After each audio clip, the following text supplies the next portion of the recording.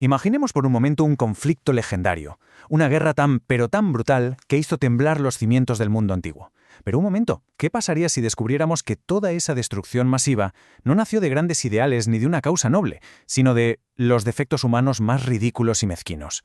Hoy nos vamos a sumergir en una historia donde el egoísmo, la codicia y el orgullo desmedido de solo dos tipos estuvieron a punto de borrar del mapa a un ejército entero. Y ojo, porque lo que tenemos aquí no es solo un cuento de espadas y lanzas, es una auténtica clase magistral sobre la psicología humana y el peligro real, el peligro letal de dejar que nuestras emociones más tóxicas tomen el volante. Y claro, esto nos lleva directamente a una gran pregunta. ¿Cómo es posible que un simple pique de egos entre dos líderes provocara una plaga imparable, la quema de muchísimos barcos y la matanza de miles de personas? Es un efecto dominó absolutamente aterrador. Miles de vidas sacrificadas a lo tonto simplemente porque dos personas con demasiado poder se negaron a dar su brazo a torcer. En serio, parece el guión de la serie más dramática y violenta que podamos imaginar hoy en día, llena de giros políticos y venganzas personales. Pero para encontrar la respuesta y entender cómo llegamos ahí, tenemos que viajar bastante atrás en el tiempo. Sección 1. El modelo del conflicto humano. Y aquí es donde entra nuestra verdadera protagonista de hoy, la Ilíada de Homero. A ver, olvidemos por un momento que es un texto académico aburrido o un poema antiguo que hay que leer por obligación en el instituto. ¡Que va! Vamos a ver la Ilíada como lo que realmente es. El modelo definitivo para entender por qué nos peleamos. Es una superproducción cinematográfica, pero escrita hace 3000 años, que nos detalla paso a paso cómo funciona el orgullo. Es literalmente el mapa exacto de cómo la arrogancia humana puede destrozar sociedades enteras. Y la gran pregunta es, ¿por qué nos importa esto hoy en pleno siglo XXI? Pues porque es un manual de psicología moderna increíble. Nos explica a la perfección cómo funciona un liderazgo tóxico y las terribles consecuencias de tener al mando a alguien que pone su propio estatus por encima del bienestar de su equipo. Ilustra de forma súper dolorosa cómo un ego sin control lo arrasa todo a su paso y expone ese bucle infinito y trágico que es la venganza. Las lanzas de bronce habrán cambiado por correos electrónicos de empresa o discusiones modernas, pero el comportamiento humano sigue siendo exactamente el mismo. Sección 2. El incidente incitador. Un choque de reyes. Vale, todo gran incendio empieza con una pequeña chispa, ¿verdad?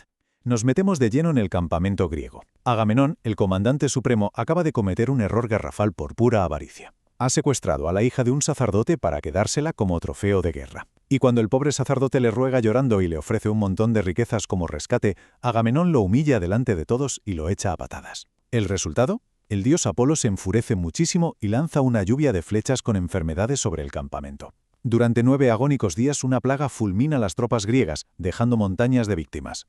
Y todo, absolutamente todo, porque un líder no quiso ceder. Y en medio de este caos y muerte estalla la gran pelea. Aquiles, el guerrero estrella, el número 1 indiscutible del ejército, convoca una asamblea y exige respuestas. Cuando un adivino confiesa que la culpa de la plaga la tiene Agamenón, el rey monta en cólera. Pero claro, Aquiles no se queda callado. En una bronca pública espectacular le suelta a su jefe, ebrioso que tienes ojos de perro y corazón de ciervo. Básicamente le llama borracho, cobarde y aprovechado. Le echa en cara que manda a los demás a morir mientras él se queda con las mayores recompensas. La tensión es tan bestia que Aquiles está a punto de desenvainar la espada y cargarse al rey ahí mismo. Agamenón, sintiéndose cuestionado y atacado delante de todos sus hombres, decide que tiene que dejar clarísimo quién manda. Le da igual la plaga, le da igual la guerra, solo le importa su estatus. Así que suelta la amenaza definitiva. Le dice a Aquiles: «Me llevaré a Briseide, la de hermosas mejillas, tu recompensa». A ver, Briseide era el gran trofeo de Aquiles, y arrebatársela era el mayor insulto posible al honor del guerrero. Agamenón usa su poder no para solucionar la crisis, sino para humillar a su mejor soldado solo para marcar territorio y demostrar su dominio absoluto. Es el ejemplo perfecto del respeto tóxico en acción. Y a partir de aquí comienza un efecto dominó absolutamente catastrófico. Tras este insulto, Aquiles dice: «¿Ah, sí? Pues me retiro». Se cruza de brazos, se encierra en su tienda y prohíbe a sus hombres luchar. Al perder a su guerrero más letal, el ejército griego colapsa por completo. Los troyanos, liderados por el príncipe Héctor, ven la debilidad, rompen las defensas y logran llegar hasta los mismísimos barcos griegos con fuego en las manos. La aniquilación total parece inminente. Esta cadena de eventos nos muestra a la perfección cómo una simple rabieta de liderazgo pone en jaque mate a toda una nación. Pero justo en ese momento de desesperación absoluta ocurre un giro dramático que lo cambia todo. Patroclo, que es el mejor y más cercano amigo de Aquiles, no puede soportar ver morir a sus aliados. Les suplica a Aquiles que le deje usar su famosa armadura para asustar a los troyanos. Aquiles, aunque duda, acepta.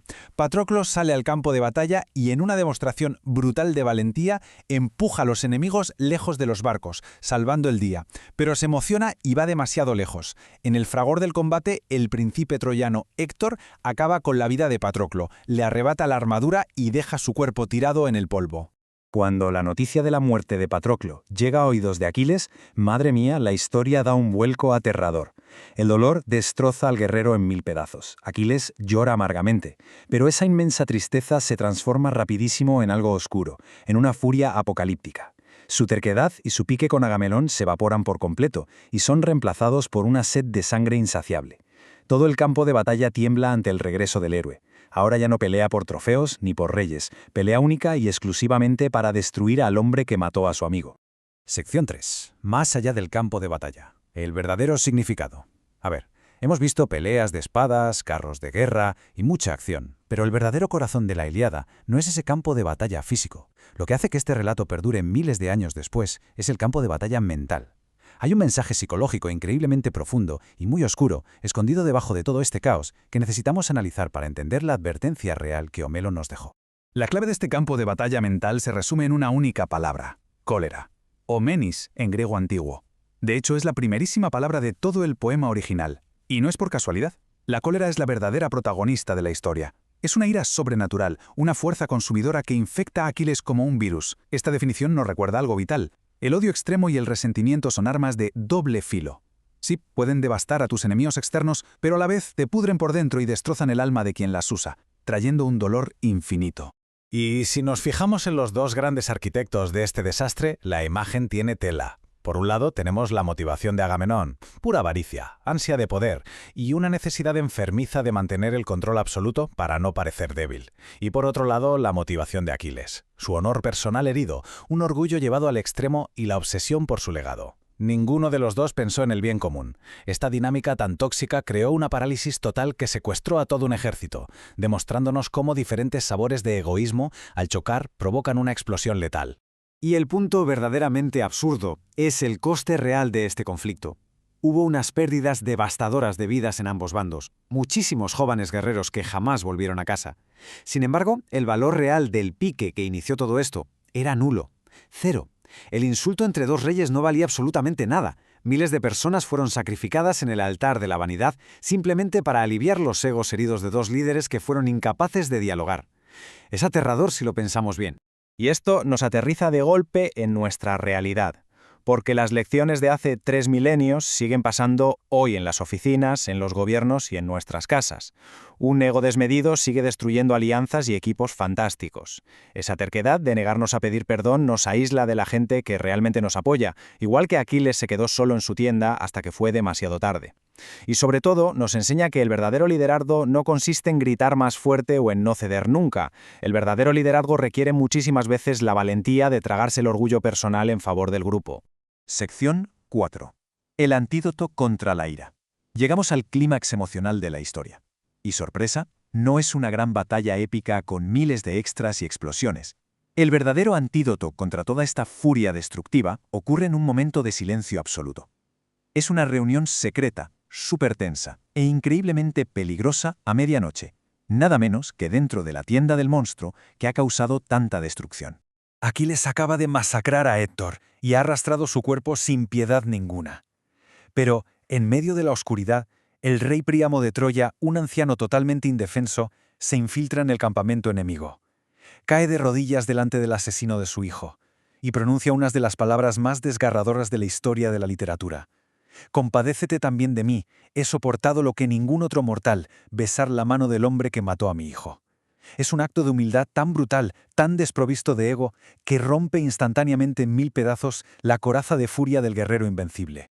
Y esto nos deja con la imagen más poderosa de toda la historia: el feroz, intocable y violento Aquiles y el anciano y destrozado rey Príamo, dos enemigos a muerte llorando juntos en la oscuridad de la tienda. Al dejar caer sus coronas, sus escudos y sobre todo sus orgullos, por fin son capaces de reconocerse el uno al otro.